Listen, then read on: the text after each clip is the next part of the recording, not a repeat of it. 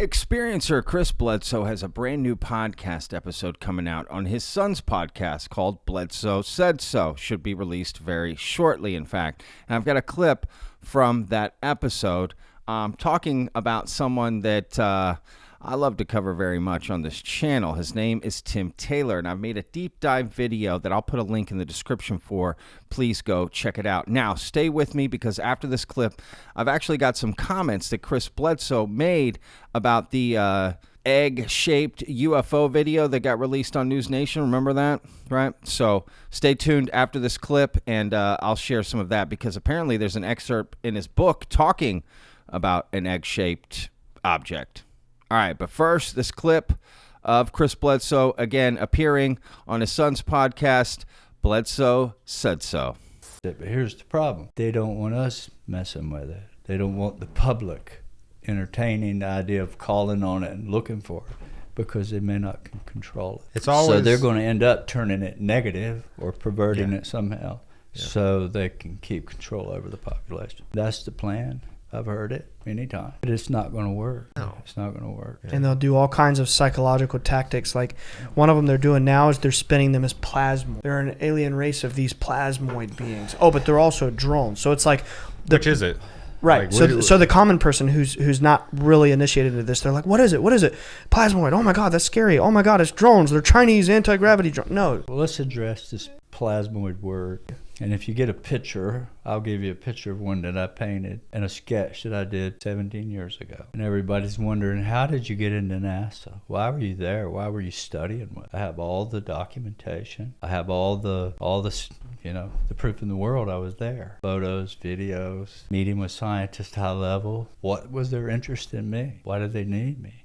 Right? Something I haven't talked about in all these years, why I was there. And I kind of wrote about this in the book. When I asked them, why do you need me? Why do you want me here? You've got rockets, you've got space shuttles, you've got satellites, you've got the space station, all the money and technology and telescopes in the world. And they're like, well, we know they like you and they communicate with you and they don't have nothing to do with us at all. And we'd like to know why.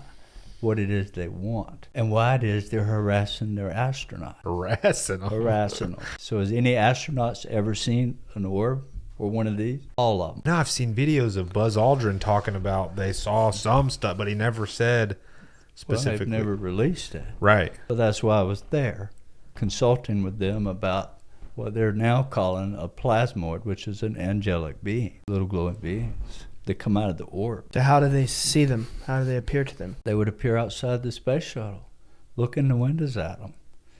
Whoa. Stand up over the shuttle bay or the space station, glowing. Sometimes there's a report of a half a dozen of them, 125 feet tall with wings, standing there smiling at them.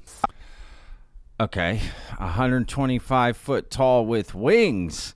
I tell you what, if I'm up in a space station as an astronaut, I looked out the window and I see that, I'm saying, Houston, we got a problem. I need a ticket back to Earth. Yeah, that would be frightening. I have yet to hear that story or anything like that now, but to be fair, I have heard astronauts say they've seen some things up there, and that is true. So, I don't know. Right. But one thing about this clip that's kind of important, as I mentioned earlier, I did a deep dive about Tim Taylor. Right. Again, link in the description.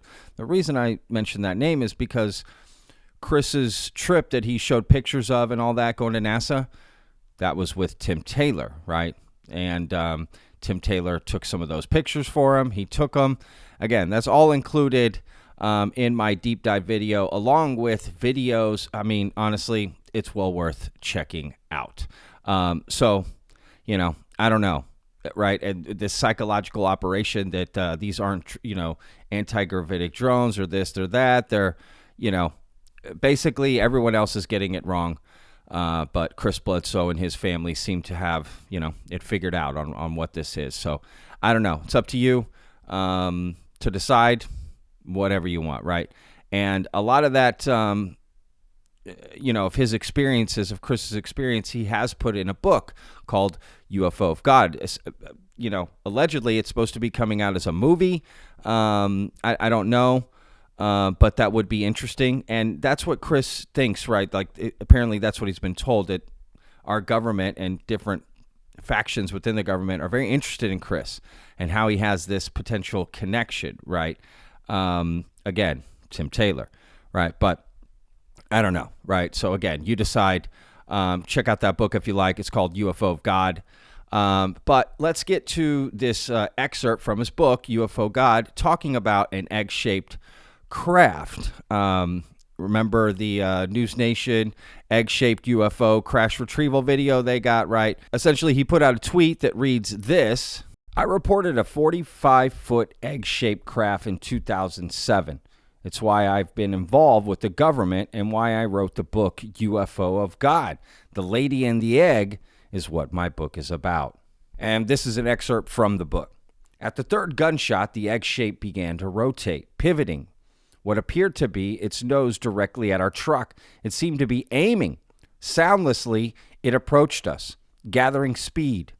As it got closer, it became no less decipherable. There were no gaps or consistent variations to the pattern of its general brilliance. Now, I want to give a special shout out to one of our vetters, Marky 2.0. That's how he's known for getting that quote for me and that tweet. Thank you so much, Marky. Now, what I do want to say is, there's a lot of egg-shaped craft stories, throughout the UFO lore, right? This is not the only one. So, but it is fascinating that Chris is kind of saying that's the whole reason he wrote the book, right? That and the lady, if you're familiar with his story. So, I don't know. Interesting, right? There you go.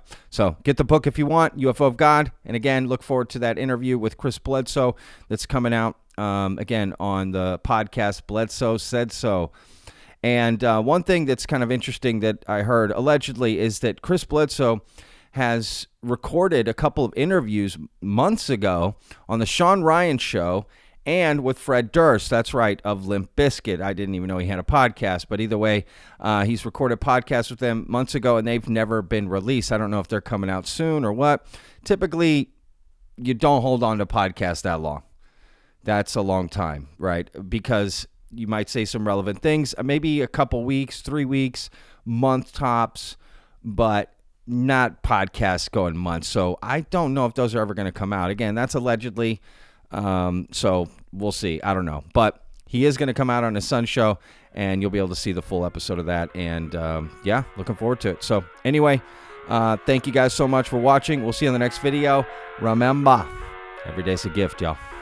Peace. I live inside my own world of make-believe. Kids screaming in the cradles, profanities. I see the world through ice covered in ink and bleach. Cross out the ones who heard my cries and watched me weep.